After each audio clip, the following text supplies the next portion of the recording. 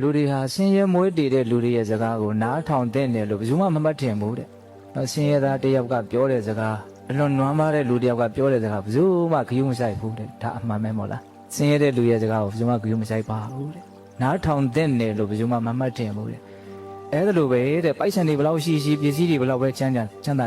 သူများကိုဘာမှမပေးနိုင်ဘူးဆိုတဲ့လူရဲ့စကားကိုလည်းဘယ်သူမှနားထောင်တဲ့တယ်လို့မမှတ်ထင်ပါဘူးတဲ့။ဆင်းရဲသားနဲ့အတူတူပဲ။နှမျောတဲ့လူဟာဆင်းရဲသားနဲ့အတူတူပဲသဘောကျတဲ့ဥစဉ်က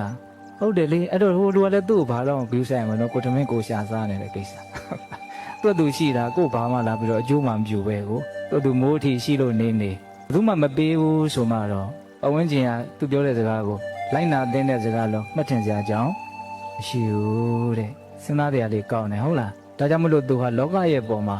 ပေကံခြင်းကိုလိုရှိတဲ့ပုဂ္ဂိုလ်ကိုပေကံခြင်းဖြင့်ချီးမြှောက်တယ်ချစ်ဖွယ်စကားပြောကြားခြင်းကိုလိုရှိတဲ့ပုဂ္ဂိုလ်ချစ်ဖွယ်စကားပြောကြားခြင်းဖြင့်ချီးမြှောက်တယ်အကျိုးစီးပွားဆောင်ရွက်ပေးတာကိုလိုရှိတဲ့ပုဂ္ဂိုလ်ကိုအကျိုးစီးပွားဆောင်ရွက်ပေးခြင်းဖြင့်ချီးမြှောက်တယ်ကိုယ်နဲ့တန်းတူထားပြီးတော့ဆက်ဆံတာကိုလိုရှိတဲ့ပုဂ္ဂိုလ်ကိုတန်းတူထားပြီးတော့